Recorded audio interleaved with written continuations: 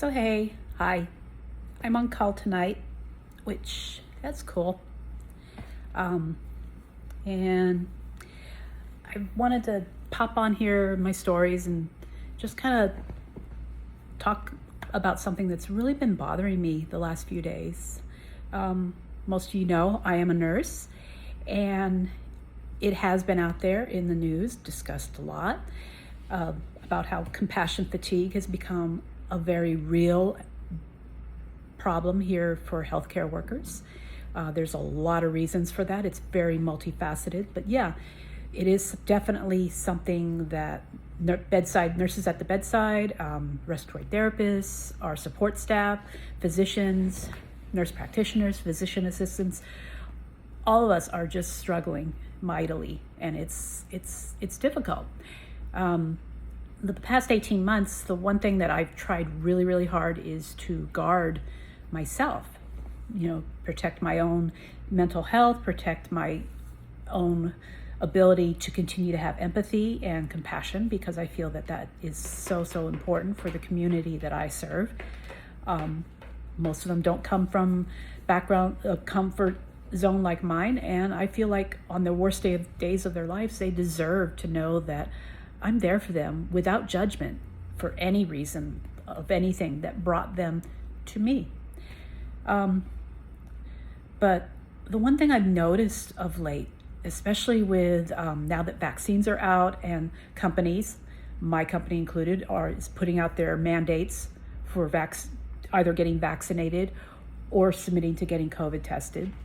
And a lot of people are now having these knee-jerk reactions of they have no sympathy for either side. We see those who have questioned the validity of this pandemic, those who have politicized this pandemic and the over 600,000 Americans dead, have gone after those of us who are trusting the science and following the guidelines, and vice versa. We are seeing the trend right now, what we're seeing, especially with more than 90% of patients with the COVID-19 diagnosis who are in hospitals, are those who are not vaccinated. Those who have had the vaccine who need hospitalization usually have other underlying conditions going on, and that's why they're there. But what we're seeing is this disappearance of compassion for people that are suffering. The story I shared on Saturday about somebody I know who was not vaccinated and who did end up in the hospital in early July, and who had to go into get intubated at the beginning of this month, August, how he passed away this last Saturday. And he went on the news and before he was intubated, and he actually shared his story, how he allowed politics to sway his view on this pandemic, and he was out there very vocal against getting vaccinated. And at that point, at that news story, he expressed regret. And I remember when I shared that with some people I know, they basically were like, well, good, I hope he dies. And I was just like, oh my God, really? We're going to think that way. Okay, you chose violence. Well, okay, at the end of the month, yeah, he passed away. And through the daily updates that his loved ones were sharing on his Facebook page, it was clear that this man was suffering mightily. Everyone I know who has worked at the bedside directly in COVID units, they have shared how much these people suffer. And they're suffering at this point. Why? Why are they suffering? And that's what's really getting to a lot of us healthcare workers. But then today, those same people who I admire greatly and have always admired and respected their level of empathy for people less than themselves, were literally dancing on this man's grave. They were happy that he was dead. And they asked me what I thought, and I kind of went off. I'm sorry, not sorry, really. The conclusion I'm kind of working on, and it is a work in progress for me personally, is I am going to try really, really hard not to dance and celebrate the sufferings of others. That's not who I am. Regardless of whether we agree on philosophical things or politics, or even whether Coke is better than Pepsi, which it is if you drink soft drinks, and I don't drink soft drinks anymore, but Coke is still better.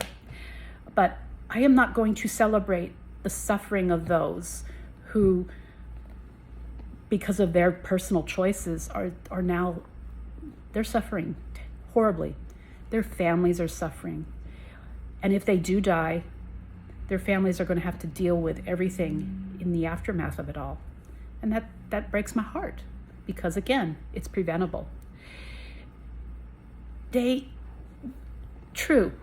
have willfully chose to deny and ignore and put out false narratives, but it's stuff that has been spoon-fed to them by past leadership and people with blue check marks after their name. All of these people who have been vaccinated, who are pushing the narrative that you don't want to be vaccinated and you will, take a medication that's for sheep and for horses, that'll save you. But God forbid you consider the vaccine, or if you're not going to get the vaccine, at least be a responsible human being and put on a mask. These blue checkmark folk, they're pushing that narrative. They're pushing that on these people. Those are the ones that I have no sympathy for. So if something bad happens to them, yeah, I probably would say, karma, it sucks for you. But yeah, I'm going to put it out here publicly. I am going to try really hard to cultivate and maintain that sense of empathy, because if a patient came to me and what brought them there was because of bad behaviors, whether they were, say, a prostitute or a criminal, or they have a disease that could have been preventable by, like by wearing a condom, like hepatitis or HIV, I'm still going to take care of them.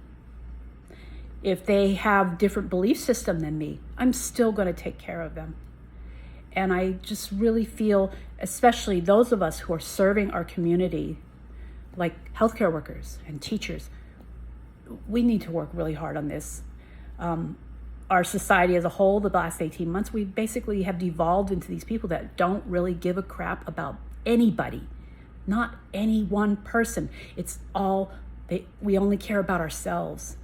And in that, we're becoming what I have been phrasing lately, positively feral. We're like Lord of the Flies. And I am genuinely concerned what the outcome of this is going to be. I can tell you one thing, as long as we're this way, as long as we only think of ourselves and not for the common good of those around us, our neighbors, loving our neighbors as ourselves, we are going to continue with this pandemic and on and on and on. And it's scary. So that's just my thoughts right now. Y'all have a good night.